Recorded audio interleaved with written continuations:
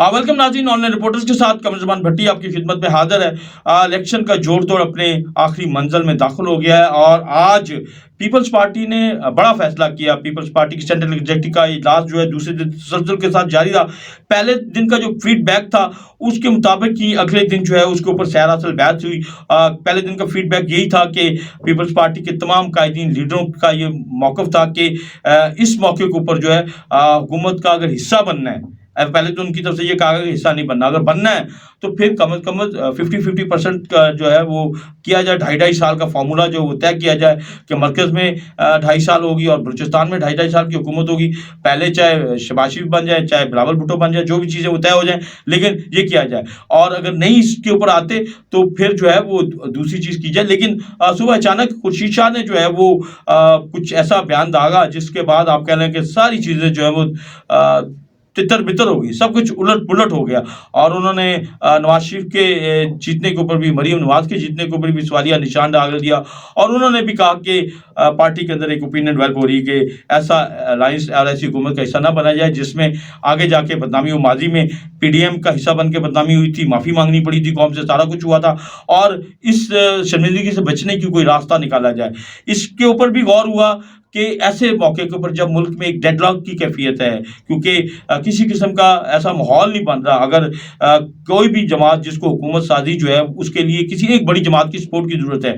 अगर मुस्लिम लीग नून को पीटीआई की सपोर्ट नहीं मिलती, पीपल्स पार्टी की सपोर्ट नहीं मिलती तो नून नहीं बना सकती। अगर पीपल्स पार्टी को नून की या पीटीआई की सपोर्ट नहीं मिलती किसी की जमात, तो पीपल्स पार्टी बना सकती। इसी तरीके से अगर पीटीआई को नून या पीपल्स पार्टी में से कोई एक सपोर्ट नहीं मिलती तो ये नहीं बना सकते। तो ऐसे डेडलॉक में पीटीआई का ये कोशिश थी कि हम ऐसी तरफ जाएंगे, एक मरतबा फिर दोबारा इलेक्शन की तरफ जाया जाए। शायद मुल्क को दलदल में फंसाना चाहते हैं, मुल्क को एक बहरान का शिकार करना चाहते हैं। इसको पर मैं ज़्यादा बात नहीं करूँगा, लेकिन चीज़ें इस तरह की हैं कि इस बहरान से कैसे निकला जाए, इस दलदल से कैसे निकला जाए।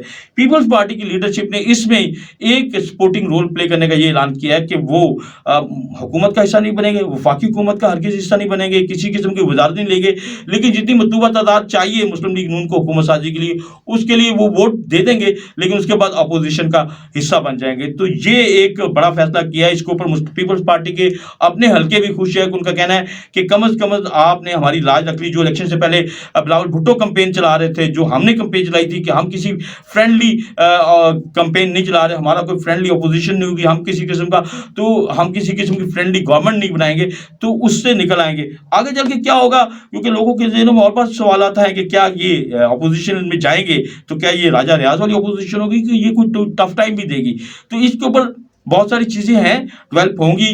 पीटीआई आगे चल के कितनी आपस में पीपल्स पार्टी के साथ एंगेज होती, वादत मुस्लिमीन के साथ उनका अलायंस हो गया हुआ है और उसके बाद उनकी भी अपनी एक हुकूमत साजी के लिए वो अपनी एफर्ट भी कर सकते हैं। क्या वो उस एफर्ट में पीपल्स पार्टी के साथ रिज्वाइन करने की कोशिश हो सकती है, क्या हो सकता है, ये आने वाले दिनों में डेवलप होगा। लेकिन बहरहाल ये ज़रूर हुआ कि बहरान से निकालने के हवाले से पीपल्स पार्टी ने ना एक रास्ता लिया है। यानी तीर वाली जमात ने एक तीर से कई निशाने खेल दिए हैं और वो एक निशाना जहाँ पे उन्होंने अपना स्टांस के ऊपर बरकरार रखा है कि वो किसी किस्म की पीडीएम की हुकूमत का हिस्सा नहीं बनेंगे।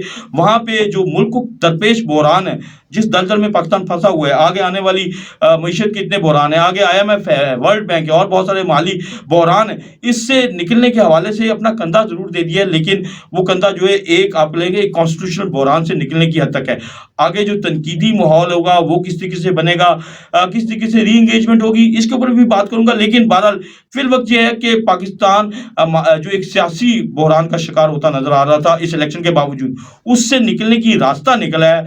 और अब देखें, शहबाज शरीफ ने आज प्रेस कॉन्फ्रेंस भी की, उन्होंने कहा कि जी हम चाहेंगे कि पीटीआई के जो सपोर्टेड आज़ाद उम्मीदवार वो अगर चूंकि वो मेजॉरिटी में हुकूमत बना सकते तो बनाएं, लेकिन नेचुरली वो हुकूमत नहीं बनाने की पोजीशन में होंगे। जो सूरत हाल चल रही है उसमें इस वक्त जो इंगेजमेंट चल रही है वो पीपल्स पार्टी की और मुस्लिम लीग नून की चल रही है, लेकिन वो इंगेजमेंट जो है वो सिर्फ हुकूमत साजी की हद तक है। अदरवाइज सिंध में पीपल्स पार्टी हुकूमत बना रही है, पंजाब में मुस्लिम लीग नून हुकूमत बना रही है, मरकज में एक थोड़ा सा बामी तामन होगा, उसके बाद फिर अपोजिशन, और बलूचिस्तान में जो है मौलाना के साथ बैठा जाता है या पीपल्स पार्टी के साथ आपस में बैठते हैं या फजलमान या वो वहाँ किस किस्म की हुकूमत होगी, वो भी बहरहाल चीज़ें जो है इसी तरीके की होंगी कि जिसके नतीजे में बलूचिस्तान का जो एक बहरान है, वहाँ पे जो एक अदम इस्तेकाम की सूरत हाल, वहाँ जो बदचीनी बेचैनी की सूरत हाल, वहाँ जो दहशत गर्दी के मामला है, वहाँ जो मुल्क दुश्मन अनासर के हवाले से चीज़ें सामने आ रही, उसको भी मुल्क के मिल के جو ہے باقی بڑی جماعتوں کو انگیج ہو رہا ہے، اور یہ ایک پازیٹیو خبر تھی جو آپ کے ساتھ شیئر کرنی تھی۔